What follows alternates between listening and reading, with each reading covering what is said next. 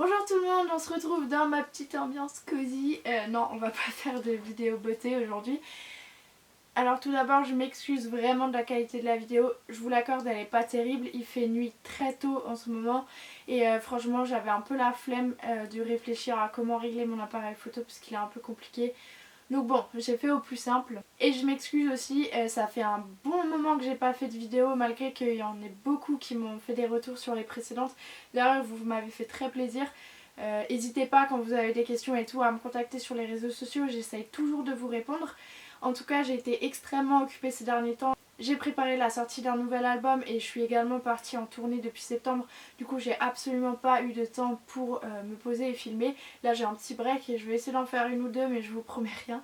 En tout cas, celle-là va sortir, c'est sûr. Et donc le sujet que j'avais envie d'exploiter aujourd'hui, c'est un sujet que je vois beaucoup sur les réseaux sociaux. Ça crée un peu des polémiques. C'est combien coûte la création d'un album en indépendant. Donc je vais essayer de détailler avec vous un petit peu tous les aspects, des solutions qui se proposent aux bourses les plus petites jusqu'aux plus grosses. J'ai vraiment essayé de balayer rapidement tous les sujets différents, je vais pas trop dans le détail. Si vous avez des questions, n'hésitez pas à me les dire en commentaire, j'y répondrai volontiers.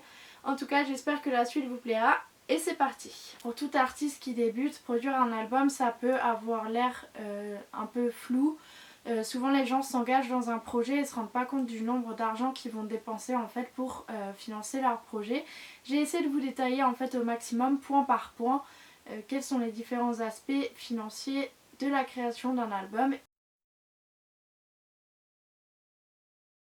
En ce qui concerne l'écriture, bien entendu, il n'y a pas d'argent à dépenser à moins que vous travaillez avec un parolier. Moi, dans le rap, je trouve ça un peu bizarre personnellement, parce que pour moi le rap c'est quand même une musique qui est très personnelle.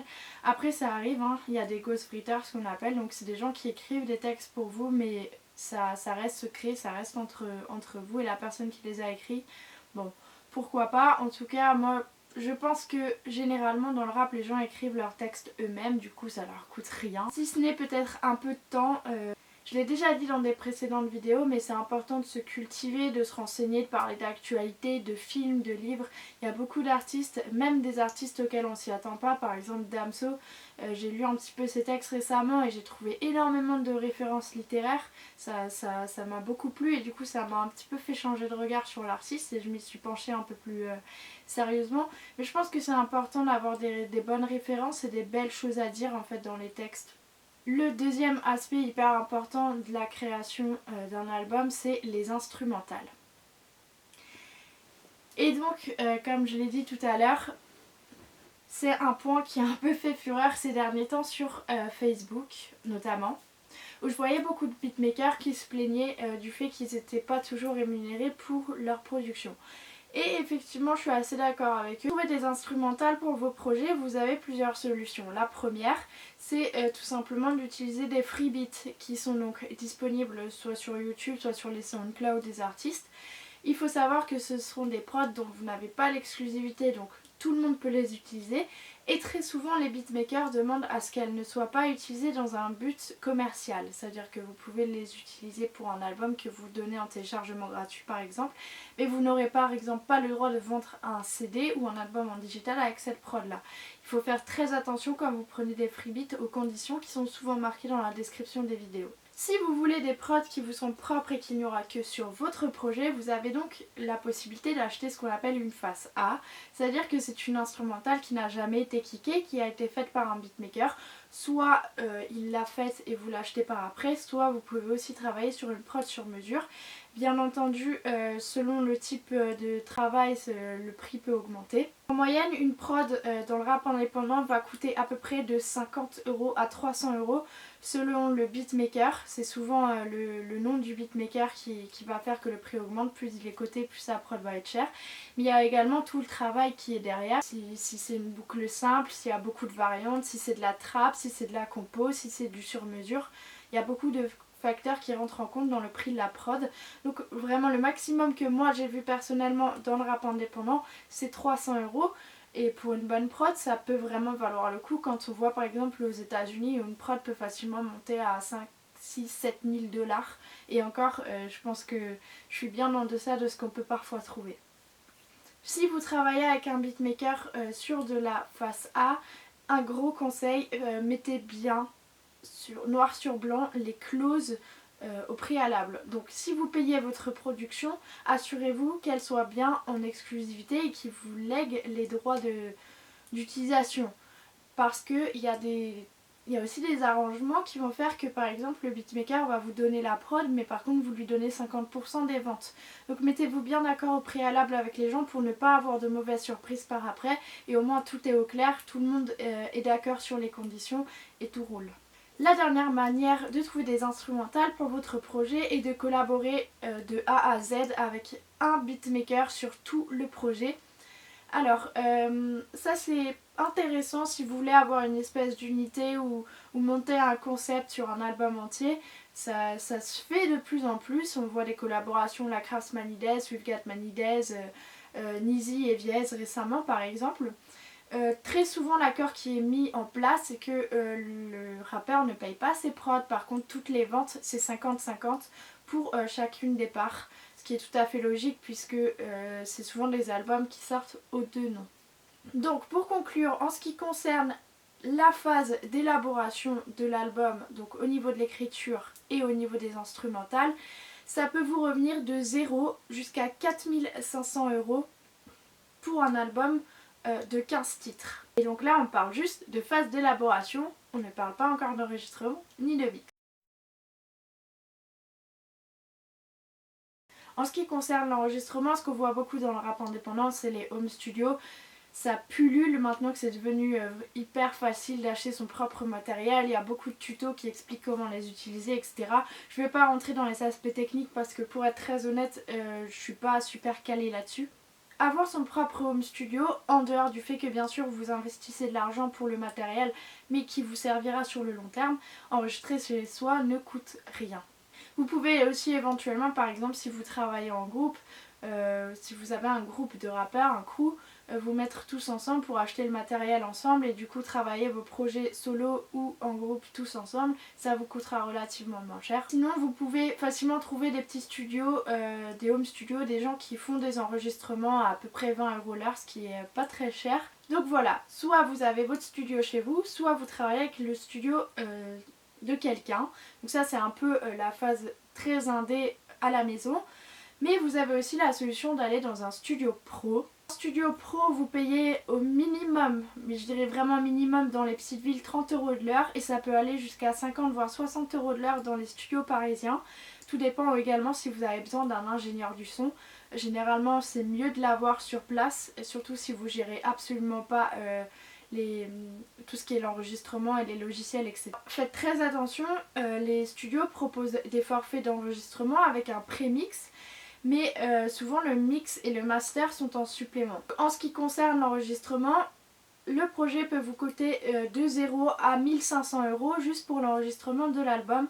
Encore une fois sur une base de 15 titres et j'ai calculé à peu près 2 heures d'enregistrement par son, sachant que ça peut vraiment varier d'un artiste à l'autre, tout dépend de la manière dont vous travaillez, si vous êtes rapide ou pas, si c'est des feats également ça change encore. Donc c'est vraiment une moyenne globale mais qui reflètera pas forcément la vérité. Ensuite on passe au mix et master. Là encore une fois, si vous êtes plutôt doué et autodidacte, vous pouvez tout faire chez vous, ça vous coûtera quasiment rien si ce n'est peut-être les logiciels, quoi qu'il y en a beaucoup qui les craquent maintenant, ou le matériel. L'avantage c'est que ça coûte pas grand chose, par contre il faut quand même avoir une bonne oreille pour se tenter à faire des mix soi-même parce que le mix c'est quand même très important. Ça peut vraiment vous ruiner un son s'il n'est pas fait correctement. Il y a aussi des ingénieurs du son, on en trouve beaucoup sur Facebook, il y a beaucoup d'annonces qui vous proposent de venir dans leur home studio pour faire mixer et masteriser vos sons. Généralement ça va de 20 à 50 € en moyenne par track pour un mix et mastering. Et encore une fois, en dernier recours, et si vous voulez vraiment quelque chose de pro, vous pouvez aller dans un studio d'enregistrement, faire mixer et masteriser vos projets. Vous pouvez soit travailler avec le studio avec lequel vous avez enregistré au préalable, souvent ça se fait, donc la conception de l'album, l'enregistrement jusqu'au mastering se fait par les mêmes personnes, soit vous pouvez tout simplement, si vous avez enregistré vous-même, envoyer en studio pour faire mixer. mix studio en indépendant, ça va être entre 100 et 300 euros la track. 300 euros, c'est vraiment le maximum que j'ai vu. Mais sachez que pour les personnes qui travaillent dans les gros studios, pour Universal, etc., ça peut parfois valoir plus de 1000 euros le mix par track. On reste dans un cadre purement indépendant. Le mixage et le mastering vous coûtera entre à peu près 300 à 4500 euros pour un album de 15 titres. Si je peux vous donner un petit tips, si vous voulez faire mixer donc soit par des ingé sons qui travaillent à la maison, soit par des studios, vous pouvez aisément leur demander de faire un test. Donc vous pouvez envoyer la même track à plusieurs studios pour qu'ils la mixent et du coup vous pouvez plus facilement choisir la couleur qui vous correspond. Ne vous jetez pas tête baissée vers un ingénieur du son parce que les tarifs sont attractifs ou parce que vous entendez bien avec lui, parce que chaque ingé son a sa patte et elle ne correspondra pas forcément à ce que vous voulez. Donc n'hésitez pas à faire plusieurs tests chez plusieurs ingé sons. Le dernier album que j'ai travaillé, on a dû envoyer au moins à, je dirais, 10 ou 11 ingé sons différents jusqu'à trouver vraiment ce qu'on recherchait.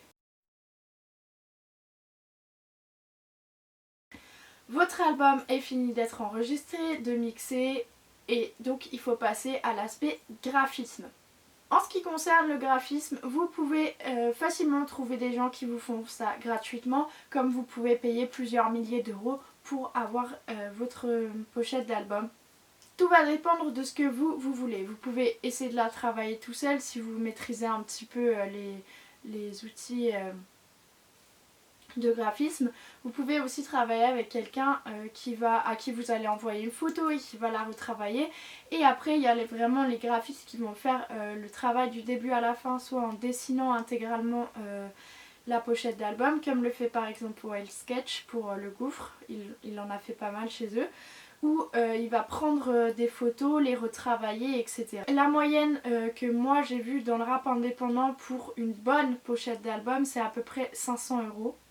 Ce qui n'est absolument pas cher quand on compte que c'est le front, le back, le livret, etc. Donc vraiment l'album complet, 500 euros. Ça peut aller jusqu'à 1000 euros si elle est intégralement dessinée ou si les photos sont prises par le graphiste lui-même. Après, comme je vous l'ai dit, une pochette d'album ça peut facilement monter jusqu'à plusieurs milliers d'euros, mais souvent c'est un travail qui est vraiment élaboré, le mec prend les photos lui-même. Moi j'ai un exemple, c'est la pochette de Deo Favente qui a fait Coréa, moi j'en suis follement amoureuse. Je trouve que tout est magnifique sur cette pochette et effectivement c'est des budgets beaucoup plus conséquents, mais par contre le travail est vraiment poussé, c'est hyper bien fait. Le visuel est important, il ne faut pas hésiter à mettre un petit peu d'argent dans vos pochettes d'album. Pour la phase graphisme, ça peut aller donc de la pochette gratuite faite par vous-même ou par un pote jusqu'à je dirais 4000 euros à titre indicatif, mais en moyenne, c'est à peu près 500 euros pour un travail plus ou moins professionnel en indépendant. Donc, votre album est fini, pochette finie, tout est carré et vous voulez distribuer votre musique. Et ben ça aussi, ça a un coût. Vous avez la possibilité de la distribuer gratuitement sur YouTube en lien de téléchargement gratuit, SoundCloud, etc. Tout dépend en fait si vous voulez générer des revenus avec votre musique ou si vous voulez simplement la partager ou si c'est une carte de visite comme font beaucoup d'artistes en proposant un premier projet en téléchargement gratuit. Tout va dépendre de ce que vous voulez faire, mais en tout cas la base c'est YouTube. Vous pouvez également le mettre en digital, ça vous coûtera à peu près 150 euros par an pour un album.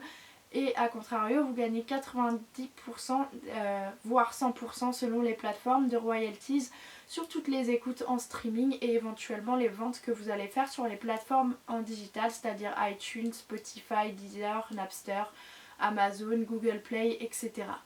La distribution la plus coûteuse, c'est faire presser son album en physique. Un pressage de 500 CD, je vous donne ça parce que c'est le plus petit chiffre qu'on peut faire. Un pressage de 500 CD c'est environ 700 euros toutes taxes comprises, sans compter en fait la SDRM qui est une taxe que vous payez en fait à un syndicat qui est ensuite redistribué à tous les artistes qui sont présents sur le projet et dont vous ne pouvez normalement pas déroger si vous faites presser en France. Ensuite, il faut aussi compter à peu près une trentaine d'euros pour un abonnement pour créer votre propre site internet pour pouvoir distribuer vos CD.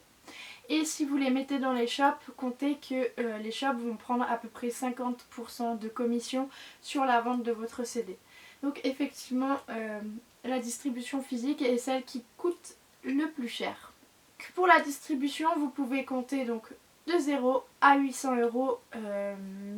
On va dire vraiment 800 €, c'est pour les 500 CD, hein, c'est le pressage minimum. Mais si vous en faites 5000 ou 10 000 ou 20 000, ça va rapidement augmenter. Mais bon, après, il faut les vendre. Donc on va compter de 0 à 800 €. Enfin, le dernier aspect financier de la création d'un album, ça va être la promotion. La promotion, c'est quelque chose dont les gens n'osent pas parler, c'est assez tabou parce qu'on estime, particulièrement dans le rap indé, qu'on ne devrait pas payer pour être écouté. Mais la promotion, c'est un aspect extrêmement important si vous voulez faire voyager votre album, qu'il soit écouté et pouvoir avoir beaucoup plus d'oreilles qui se tendent par rapport à votre son. Alors le budget promotion, ça va vraiment dépendre de vous. Ça peut aller de rien du tout si vous n'estimez que vous n'avez pas à en faire, jusqu'à par exemple PNL qui s'est payé un panneau publicitaire sur le périph' parisien qui lui a coûté 164 000 €. Donc là, les budgets peuvent être infinis, tout dépend de ce que vous voulez. Donc vous pouvez vous trouver un attaché de presse, donc ça coûte entre 1000 et 2000 € à peu près pour la sortie d'un projet, qui va donc contacter des médias, etc. pour essayer de trouver des arrangements pour pouvoir collaborer avec eux. Vous avez aussi tous les sites, donc Rap de Tess, Bouscapé, même Skyrock par exemple, OKLM, etc. qui proposent aussi à des petits artistes des forfaits pour pouvoir passer sur leur radio ou sur leur site internet, etc. Donc la plus petite promo, ça va être la sponsorisation sur Facebook, une sortie d'album, bam, vous mettez 50 €, ça voyage un petit peu plus, ça vous aura pas non plus coûté hyper cher. Et après, ça peut aller jusqu'à des sommes astronomiques. Le budget qui est généralement proposé en distribution quand vous signez, c'est à peu près 10 000 € pour un budget promo de base. Sachant que après c'est quand même vous qui posez les conditions. On va dire que la promo ça peut aller de 50 jusqu'à 10 000 € grand maximum en indé, ce qui est déjà un budget extrêmement conséquent et ça fait presque partie de la plus grosse somme qu'un artiste peut investir pour un projet en indé. Et comme dit, la promo c'est quelque chose de très personnel. Chacun voit midi à sa porte, chacun distribue son projet comme il le souhaite. La démarche de payer pour avoir de la visibilité, je peux comprendre que ça plaît absolument pas à tout le monde et je pense même que c'est pas hyper intéressant pour vraiment des artistes qui débutent, qui sont en train en fait de se développer. C'est peut-être un peu plus intéressant pour les artistes qui ont déjà une bonne visibilité et qui essayent en fait d'élargir encore plus leur public et de pousser des portes. Pour conclure, produire un album en indépendant, c'est sur une fourchette de prix très large. Ça peut aller, d'après nos calculs aujourd'hui, de 300 € jusqu'à 25 000 € au grand maximum. Je pense que là, c'est vraiment de la très grosse production déjà. Tout dépend de vos capacités à vous. Si vous êtes beatmaker, si vous savez mixer, si vous savez vous enregistrer tout seul, ça peut vous coûter rien du tout. Si vous avez des potes qui savent le faire, si vous avez des gens autour de vous qui sont vraiment passionnés, un album peut vous coûter presque rien.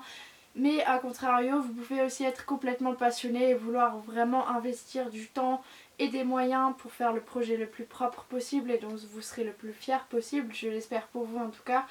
Et vous pouvez donc investir plus d'argent. Chacun a ses objectifs, chacun gère son projet comme il le souhaite.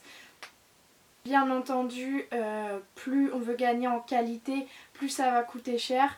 Mais ça ne veut pas forcément dire non plus que si c'est cher, c'est forcément qualitatif. Il faut bien vous prendre le temps de vous entourer des bonnes personnes, de travailler avec les bonnes personnes, de bien les choisir.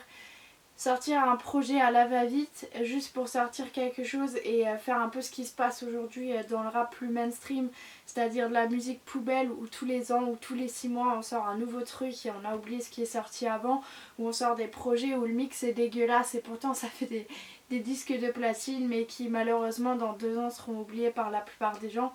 Je trouve ça personnellement dommage. Prenez vraiment le temps de mener vos projets à bien pour être sûr d'en être vraiment fiers quand vous les verrez sur vos étagères 10 ans après. J'espère que cette vidéo vous a plu.